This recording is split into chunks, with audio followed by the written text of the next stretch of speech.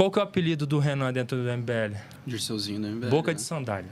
Ah, é verdade. Boca de sandália. Sabe o que quer dizer isso? O que for pra falar, que eu falo publicamente, e eu vou falar, entendeu? A pessoa quiser acreditar, cabe a ela. E eu sei como é que é. A militância, ela não vai querer acreditar. Ela viveu numa bolha que a gente viveu lá dentro, entendeu?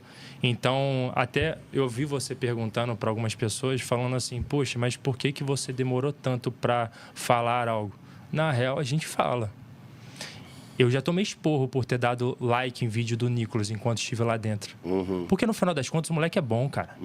O moleque, para além de, tipo, vamos lá, o cara tá próximo do Bolsonaro, tá próximo do Valdemar. O MBL tá próximo de uma porrada de nego vagabundo. O próprio Beraldo, que o Faustino deu exemplo aqui, ele era o cara que... Por que ele tá no PP? Partido do Ciro Nogueira, né?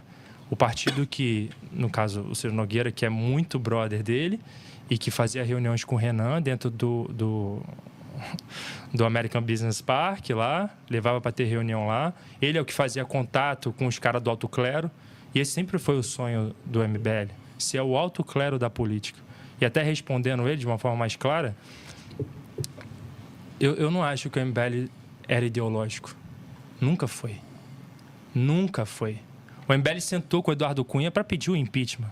O MBL sempre fez política de verdade. O problema é que ele vendia para a militância nova, para gente como eu, como o próprio Ben, que entrou com 17 anos, o Faustino, que entrou com 20 e poucos anos, várias outras pessoas, que não era isso. Que era, meu irmão, para botar para ferrar, vamos para cima, vamos fazer acontecer, tem sacanagem, a gente vai falar. Só que você entra ali como se fosse num relacionamento. Aí você pode dizer se é relacionamento de familiar, de amigo. Você vai vendo que não é o que a pessoa vende em público. Tem várias outras coisas que estão acontecendo. Como é que você acha que eles conseguiram fazer o partido? Como é que fez? Eu falei, com acordos. O Renan, o problema... E o Ben pode falar. Vamos ser sinceros aqui. Qual que é o apelido do Renan dentro do MBL? Dirceuzinho do MBL. Boca né? de sandália. Ah, é verdade. Boca de sandália. Sabe o que quer dizer isso? Fala pra cacete. Abre a boca e fala os negócios. Não conta segredos. De certa forma, vamos lá. Eu sou um pouco também.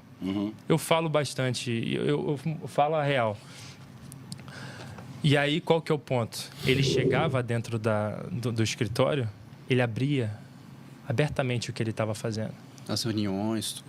Os acordos. Por que esses vazamentos aconteceram recentemente de um monte de coisa? Porque eles criam um ambiente onde é normal falar as coisas. Brincar falando merda, brincadeiras que são até racistas, mas brincadeiras bem pesadas. E aí as pessoas vão vendo que o MBL é de verdade. E o Renan falava, poxa, fui com o Kim ter uma reunião com o Gilmar Mendes. Porra, tinha que ver como é que era lá. Tal. E falou isso sobre vários outros. Tanto é que quando teve um vídeo, e eu lembro muito bem disso, quando o André Mendonça, sem querer, encontrou uma pessoa que fica pegando a assinatura, eu não lembro se foi no aeroporto de Guarulhos ou de Congonhas, e aí ele comentou sobre o partido e tal. O Renan ficou pulando de alegria. Porque eles precisam da validação de um poder supremo, que é o STF. Ali, meu irmão, não tem certo e errado. Tem o que cada um julga certo. E cada um segue uma política, cada um segue uma agenda. O STF hoje é isso. E eu acho que a missão só foi feita por causa disso.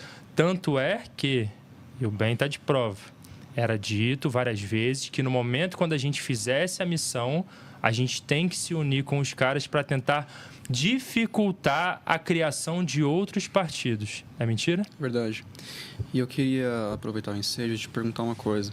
Porque a gente vê o MBL, desde 2020, fazendo alianças com a esquerda, com o PT, com o PSOL, com o PCdoB, para derrubar o Bolsonaro. Eles fazem alianças com a STF, fizeram ali, abaixaram a cabeça para a STF para conseguir fazer o partido. Pois bem, existe para o MBL política e pragmatismo político com a esquerda e com o sistema. Mas quando eles são colocados de frente, por exemplo, de um segundo turno entre Lula e Bolsonaro, eles não fazem concessão.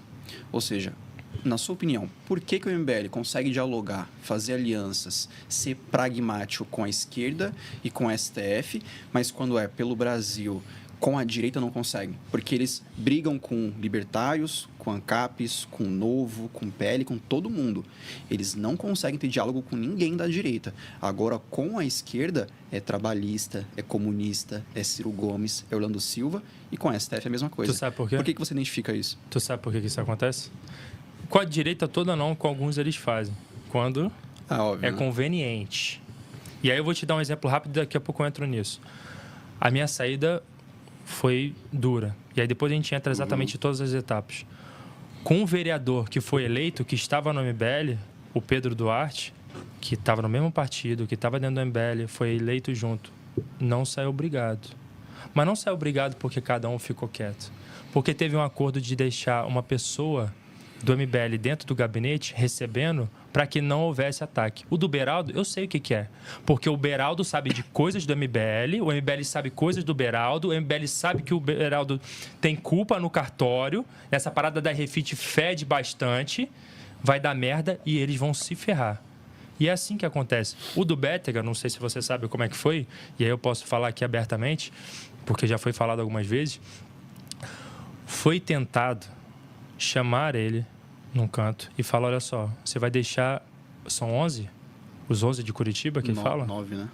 Os assessores lá, dentro do gabinete. Você não vai sair candidato agora em 26.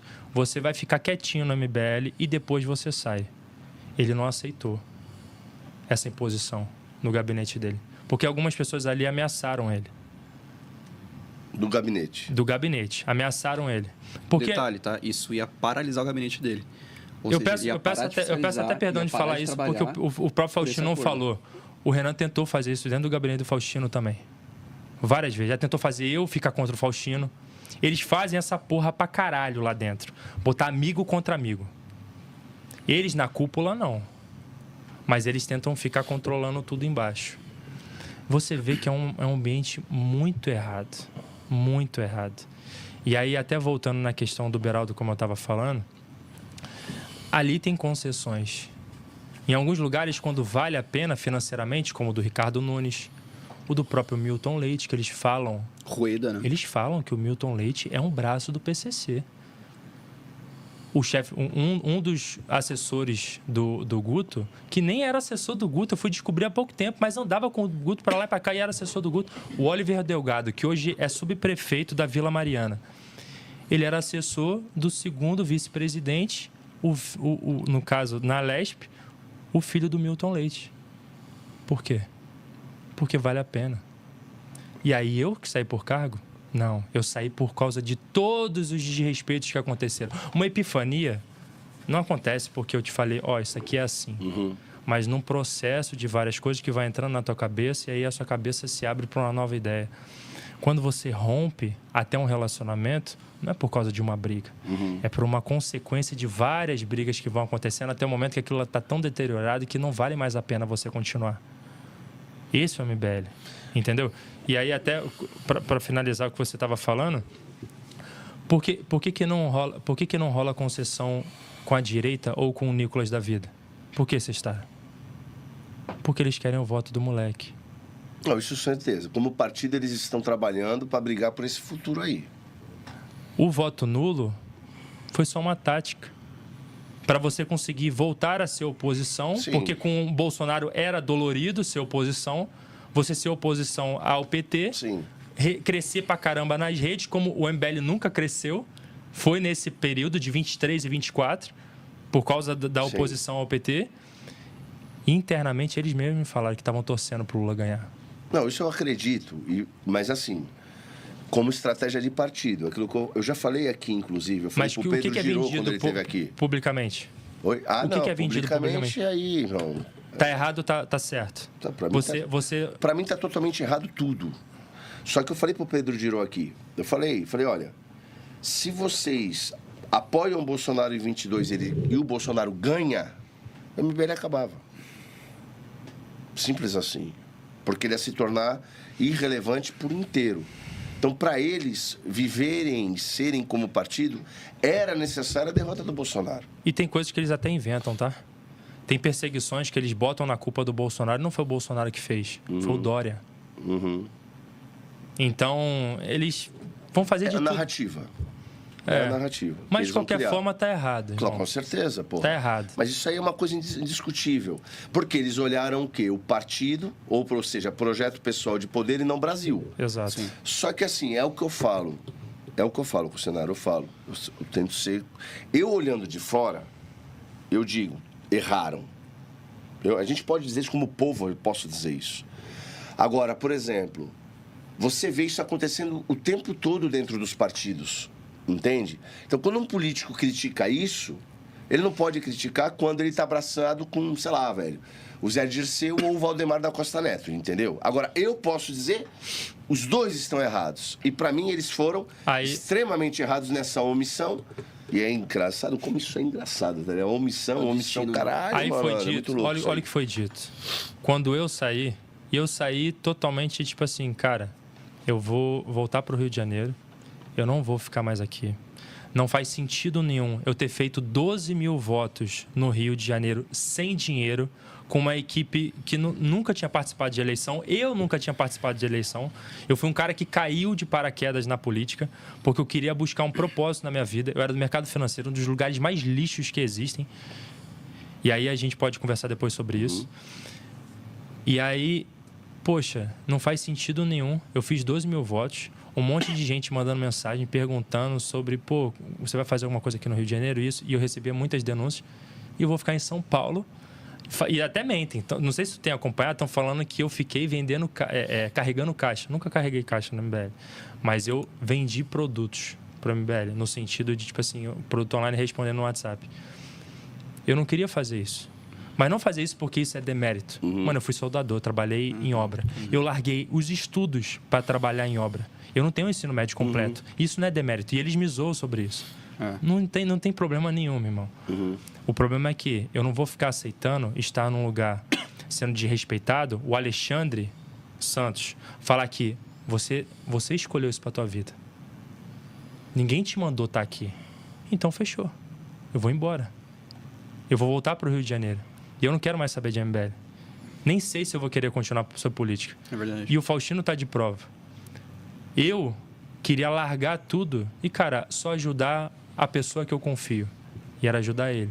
Quando ele fez um convite para eu ir trabalhar com ele. E o MBL criou caso com isso. Porque eles vão criar caso de qualquer coisa para tentar te controlar, como ele mesmo disse. Quanto tempo tu ficou no MBL? Graças a Deus, pouco tempo. 23 e final de 24. 2 anos só. Vem cá. Isso é uma coisa que eu vejo. A galera, ela entra, ela tem um olhar, talvez, romântico, né? Do MBL, vai encontrando algumas questões, vai acordando para a realidade e acaba saindo e se torna traidor. Só que vocês viram muita coisa lá dentro. E tem muita gente que fica se questionando. Só que todo mundo que questiona, normalmente está envolvido com a política. No meu caso, eu não estou. Correto. E eu sempre falo, pô, a gente busca a verdade aqui. E tem algumas dúvidas que a galera traz que eu falo, porra, são dúvidas bacanas, assim, eu acho que são pertinentes. Então, por exemplo, como é que eles criaram um partido? Você começou a citar. Ah, não, porque eles têm relação com o pessoal do STF. Tiveram reuniões diretamente com o STF. Mas que tipo de acordo ou de reuniões eles fazem? Eu não estava lá dentro. Então, aí entra a parada. E eu vou te dar até um exemplo, não sei nem se você viu esse vídeo. Eu estou disposto a falar exatamente o que eu sei, o que eu vi, o que eu ouvi. É uma coisa. Eu não vou falar, eu estava dentro da reunião? Não estava, então não estava, então não vou falar. Dentro. Sim. Aí eu vou te dar um exemplo. Você viu o vídeo que eu fiz sobre as doações erradas que o MBL recebeu pra em 22? Que depois eles doaram para outros? Você não viu esse vídeo? Quem falou aqui para mim foi o Gil Diniz. Ele pediu pro Nando Moura ver. Isso. E aí foram atrás e tal. Isso. Eu pedi pro Gil na DM para ele me mandar lá e eu fui pesquisar os nomes, aí foi onde eu fiz o vídeo. Sim. Até agradeço ele sobre isso.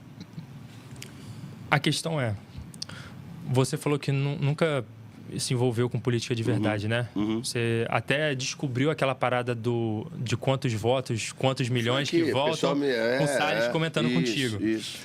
A gente que está mais interno e tem contato com vários caras caciques da política a gente recebe também propostas absurdas. E até esse papo de falar que eu me vendi, eu recebi propostas de R$250 mil de sacanagem para receber por fora, estando em partido do Centrão. Eu continuei no mesmo partido que eu estava, no Novo.